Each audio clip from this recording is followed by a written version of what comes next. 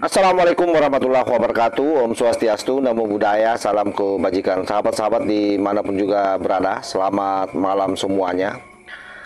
Akhirnya niat daripada Dokter Tipu bersama dengan Panciku sampai juga sahabat.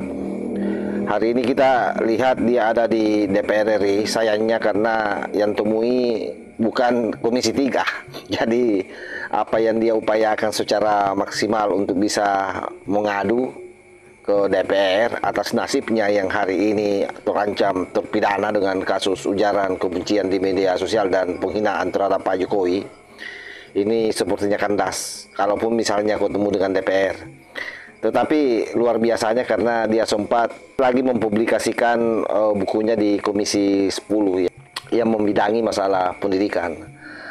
Tapi apapun itu yang disampaikan Tipa di depan DPR RI yang dia sempat temui di dalam tayangannya, kalau kita lihat itu standar saja, sama dengan apa yang dia sampaikan selama ini. Ketika dia bicara soal dirinya dikriminalisasi karena dia adalah seorang peneliti, penulis buku. Padahal sebenarnya apa yang dia sampaikan itu ke pihak DPR itu hanya alibi sebenarnya, mau menghindar dari kasus yang menjeratnya. Nah, seperti apa sekilas diskusi yang terjadi di pertemuan itu? Ini coba kita simak videonya. Bukti Pak Muhammad Suri dalam tahap apa sekarang? Terlapor, tapi udah Tapi belum tersangka, belum ada kan penetapan tersangka? belum tersangka. Lah ini saya khawatirkan keduluan nanti. Izin gue Ya, dari saya begini ya. Jadi ini kan kami, kalau boleh dibilang kami bertiga, ini kan dari 12 itu ada 3 klaster. 12 orang yang Siap. terlapor sebenarnya ada 3 klaster.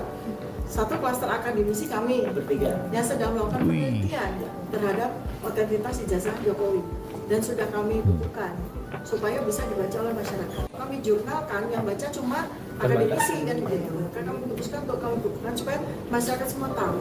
Karena ijazah Jokowi ini kan dokumen publik dan pembuktiannya pun juga bersifat publik. Yang paling berhak untuk tahu tentang sejatinya ijazah Jokowi itu adalah masyarakat. Maka kami menunaikan kewajiban kami untuk memberikan kepada masyarakat.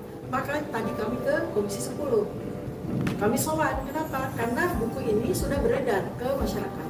Jangan sampai Komisi 10 yang membidangi, membawahi pendidikan malah tahu belakangan kan gitu.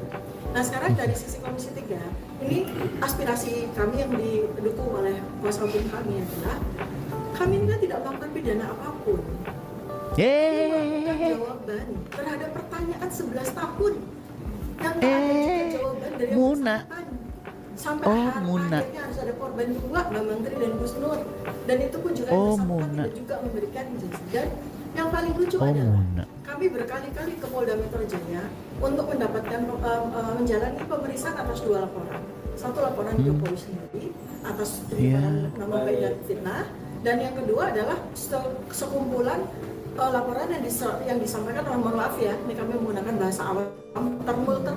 Seperti yang saya sampaikan di awal, bahwa apa yang disampaikan oleh Tipa itu tidak ada bedanya dengan yang dia sampaikan di luar pada saat dia konferensi pers, ataupun pada saat misalnya dia melakukan roadshow kemana-mana, berupaya mempengaruhi orang. Tetap itu saja bahasanya, ujung-ujungnya jual buku sahabat. Dia menganggap bahwa apa yang dia lakukan itu adalah merupakan tuntutan rakyat yang mana. Jadi dia meneliti katanya ijazah Jokowi karena perintah rakyat. Dia tahu rakyat yang mana yang perintahkan. Ini kan omong kosong. Bayangkan cara bicaranya juga di sana masih sebut termul di depan pejabat ini, dan merasa sebagai akademisi. Masa ada akademisi bicaranya seperti ini? Kan tidak masuk di akal. Oleh karena itu saya kira upaya yang dilakukan Tipa ini akan sia-sia saja. Tidak mungkin DPR akan mengintervensi apa yang dilakukan oleh pihak kepolisian Republik Indonesia. Apalagi ini bukan Komisi 3. Dia hanya ketemu dengan Komisi 10 dan mungkin baru berupaya untuk mapping ke dalam supaya bisa dijembatani RDP. Karena kalau saya lihat model duduknya di sana ini bukan RDP, jadi suasananya tidak formal. Jadi dilayani biasa saja.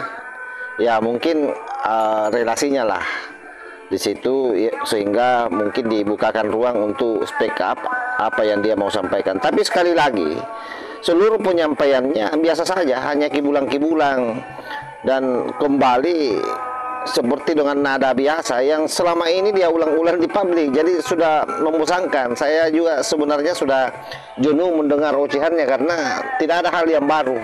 Kebohongan terus, fitnah terus yang diulang-ulang, siapapun yang ditemani bicara. Dan yang paling membuat kita muak adalah ketika dia bicara termul di depan anggota DPR loh, bayangkan. Dan dia ngaku-ngaku sebagai akademisi. Ini yang paling tidak masuk di akal yang dipertontonkan oleh makhluk-makhluk ini semua. Oleh karena itu kita berharap sekali lagi dengan naiknya kasus ini ke penyidikan dan mereka semua sudah diperiksa sebagai saksi terlapor, maka seharusnya dengan selesainya seluruh ahli diperiksa, karena saya dengar ada 5 orang ahli diperiksa, maka statusnya dinaikkan menjadi tersangka. Lalu P21 dan akhirnya mereka ditahan. Itu yang ditunggu oleh rakyat, supaya tidak liar kemana-mana melibatkan banyak orang. Tapi sekali lagi, lembaga-lembaga di negara ini saya yakin tidak akan begitu bodoh menerima apa yang mereka adukan ini. Saya kira demikian ya. Wallahul muwaffiq ila aqwamit thoriq. Wassalamualaikum warahmatullahi wabarakatuh.